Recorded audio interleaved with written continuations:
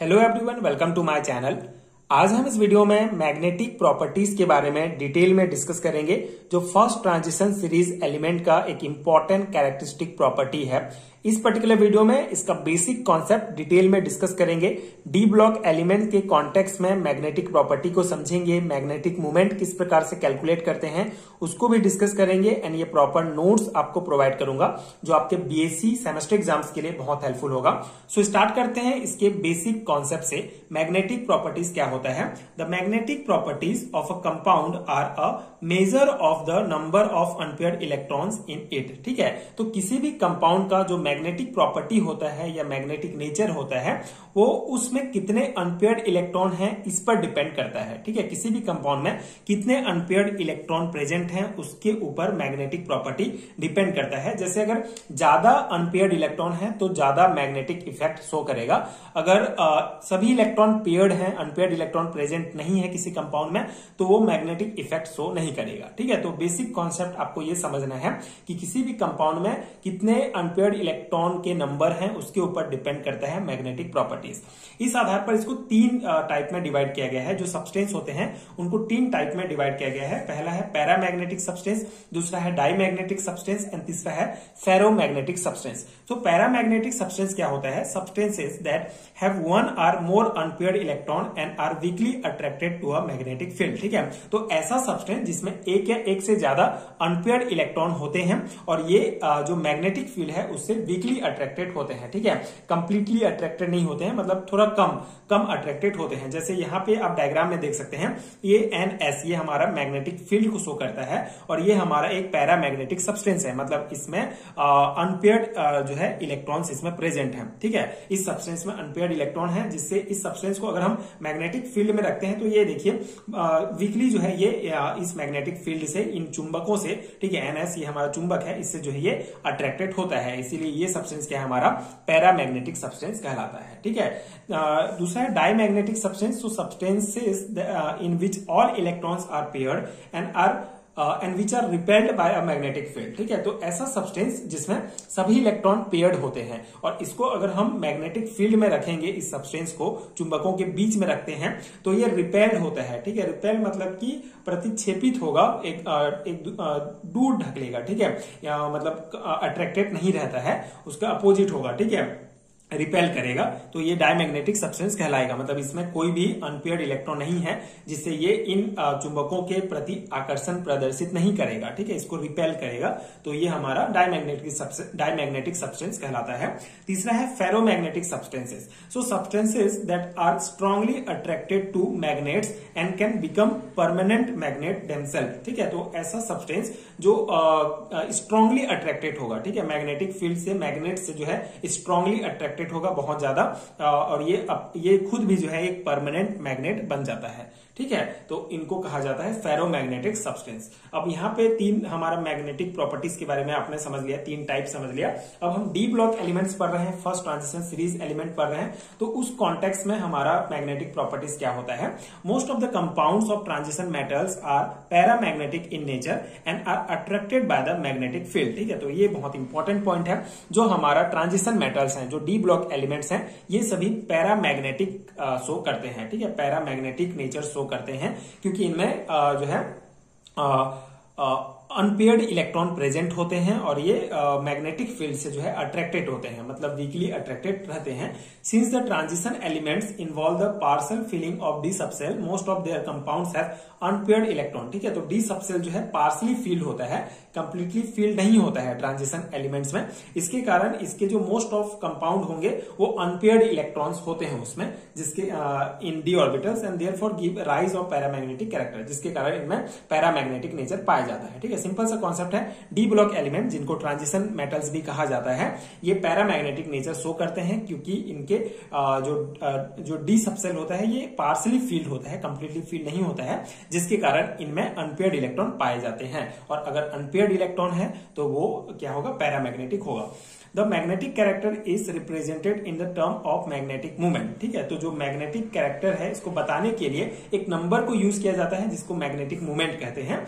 And higher the number of unpaired electron in a substance greater is the paramagnetic character and larger is the magnetic moment. अब यहाँ पे magnetic moment के बारे में कुछ point हम देख लेते हैं। मैग्नेटिक मोमेंट क्या है? बेसिकली मैग्नेटिक कैरेक्टर को मैग्नेटिक मोमेंट से रिप्रेजेंट किया जाता है। मैग्नेटिक मोमेंट जितना ज्यादा होगा उस सब्सटेंस का मैग्नेटिक इफेक्ट उतना ज्यादा होता है। ठीक है, मैग्नेटिक मोमेंट इसको हम कैलकुलेट करते हैं, इसका एक नंबर निकलता है। तो जिस भी किसी भी एलिमेंट का अगर मैग्नेटिक, किसी भी कंपाउंड का अगर मैग्नेटिक मोमेंट ज्यादा है, मतलब कि वो मैग्नेटिक इफेक्ट ज्यादा शो करता है, और ये डायरेक्टली जो है अनपेयर्ड इलेक्ट्रॉन की संख्या पर डिपेंड करता है। ठीक है, इससे रिलेटेड होता है। जैसे अगर अनपेयर्ड इलेक्ट्रॉन ज्यादा होगा, ठीक है, higher the number of unpaired electron, unpaired electron ज्यादा होगा तो पैरामैग्नेटिक कैरेक्टर उसका ग्रेटर होगा, ज्यादा होगा, और मैग्नेटिक मूवमेंट भी उसका ज्यादा होगा। The magnetic movement is represented in the Bohr magneton. ठीक है, तो जो मैग्नेटिक मूवमेंट है इसको बोहर मैग्नेटन मतलब BM के द्वारा एक्सप्रेस किया जाता है। ठीक है, तो आगे हम यहाँ पे फर्स्ट ट्रांजिशन सीरीज एलिमेंट्स के कुछ मैग्नेटिक मूवमेंट्स डिस्कस करते हैं और किस प्रकार मैग्नेटिक मूवमेंट कैलकुलेट करते हैं उसको भी आगे हम देखेंगे। तो यहाँ पे आप ये टेबल देख रहे हैं, इसमें फर्स्ट ट्रांजिशन सीरीज के जो एलिमेंट्स हैं उनका मैग्नेटिक मूवमेंट बेसिकली बताया गया है। यहाँ पे मैग्नेटिक मूवमेंट में आपको दो वैल्यू दिखेगा, एक तो कैलकुलेटेड वैल्यू और एक एक्सपेरिमेंट वैल्यू। तो कैलकुलेटेड वैल्यू जो है हम इस फॉर्मूला के द्वारा कैलकुलेट करते हैं मैग्नेटिक मूवमेंट। फॉर्मूला है mu equal to under root में आपका n प्लस 2 BM रहेगा। ठीक है, BM मतलब ये जो हम शो करते हैं मैग्नेटिक मूवमेंट को, उसका इकाई समझ सकते हैं आप इसको। एंड ये हमारा फॉर्मूला, मेन आपको ये फॉर्मूला याद रखना है जिससे आप जो है किसी भी मेटल आयन का मैग्नेटिक मूवमेंट कैलकुलेट कर सकते हैं। ठीक है, mu equal to under root में आपका n और n प्लस 2 रहेगा, जहां पे n हमारा है नंबर ऑफ अनपेयर्ड इलेक्ट्रॉन। तो पहले हम इस टेबल को समझ लेते हैं। ये हमारा मेटल आयन है, स्कैंडियम का मेटल आयन S3+, ठीक है, Sc3+ दिया गया है। आउटर इलेक्ट्रॉनिक कन्फिगरेशंस अगर हम देखें इसका, जो पिछले वीडियो में हमने ऑक्सीडेशन स्टेट पढ़ा था तो उसमें भी हमने डिटेल में समझा था। तो इसका आउटर इलेक्ट्रॉनिक कन्फिगरेशंस Sc3+ का, यहाँ पे स्कैंडियम का नहीं, Sc3+ मेटल आयन के बारे में बात कर रहे हैं। तो इसका होगा हमारा 3d0, मतलब सभी इलेक्ट्रॉन इसके निकल चुके हैं, तो ये हमारा 3d0 होगा, मतलब कि इसमें नंबर ऑफ अनपेयर्ड इलेक्ट्रॉन कितने होंगे? 0 होंगे। कोई इलेक्ट्रॉन ही नहीं है तो अनपेयर्ड की तो बात ही नहीं है, तो यहाँ पे 0 होगा, तो इसका मैग्नेटिक मूवमेंट भी 0 ही होगा, क्योंकि अगर इसका हमारा नंबर ऑफ अनपेयर्ड इलेक्ट्रॉन ही नहीं है इसमें तो हम कैलकुलेट भी नहीं कर सकते मैग्नेटिक मूवमेंट। ठीक है, तो 0 हो गया। Ti3+, ठीक है, टाइटेनियम के जो हमारा 3+ ऑक्सीडेशन स्टेट में ये जो है, इसका अगर हम आउटर इलेक्ट्रॉनिक कन्फिगरेशन देखें तो 3d1 होगा। तो इसमें कितने अनपेयर्ड इलेक्ट्रॉन होंगे? एक अनपेयर्ड इलेक्ट्रॉन है, एक ही इलेक्ट्रॉन है तो एक अनपेयर्ड इलेक्ट्रॉन है, जिसके कारण इसका मैग्नेटिक मूवमेंट हमारा प्राप्त होगा कैलकुलेटेड वैल्यू 1.73। और एक्सपेरिमेंट वैल्यू क्या होता है? ये जो है एक्सपेरिमेंट वैल्यू में बहुत सारे फैक्टर्स इसमें ऐड हो जाते हैं, जिसके कारण इसका वैल्यू थोड़ा कम ज्यादा हो जाता है। मेनली आपको यहाँ पे कैलकुलेटेड वाला याद रखना होगा। ठीक है, तो इसको हम कैसे कैलकुलेट किए? बहुत सिंपल सा कैलकुलेशन होता है इसका। यहाँ पे देखिए ये फॉर्मूला हमारा है मी इक्वल टू ये वाला, तो n के जगह हमको क्या रखना होगा? n के जगह हमको कितने अनपेयर्ड इलेक्ट्रॉन है उसको रखना होगा। ठीक है, जैसे अगर हम Ti3+ का निकालेंगे तो n के जगह 1, और यहाँ पे भी 1 + 2 हो जाएगा, तो ये 3 और 1 3 ही हो जाएगा। ठीक है, तो ये 2 और 1 3 हो गया, और ये 1 अंदर में है तो 3 एकम 3, तो ये अंडर रूट में 3 आएगा। इसका मान होता है हमारा 1.73। ठीक है, तो ये अंडर रूट वाला जो मान है वो आपको अच्छे से ध्यान रखना पड़ेगा। ठीक है, तो अंडर रूट 3 का मान होता है 1.73 हमारा हो गया। इसी प्रकार आप बाकी का भी कैलकुलेट कर सकते हैं। जैसे अगर हम इसको कैलकुलेट करते हैं Ti3+ का, अगर हम कैलकुलेट करेंगे जिसमें नहीं, इसका हमने कर लिया। Ti2+ का अगर हम करते हैं तो इसमें हमारा इसका जो इलेक्ट्रॉनिक कन्फिगरेशन होगा 3d2 होगा, मतलब इसमें नंबर ऑफ अनपेयर्ड इलेक्ट्रॉन 2 हैं। ठीक है, 2 अनपेयर्ड इलेक्ट्रॉन है। अनपेयर्ड मतलब आप समझ सकते हैं ना, जैसे d हमारा ऑर्बिटल है तो d ऑर्बिटल इस प्रकार से होगा 1 2 3 4 5। ठीक है, हर एक ऑर्बिटल में 2 इलेक्ट्रॉन जाते हैं। ठीक है, लेकिन भरता कैसे है?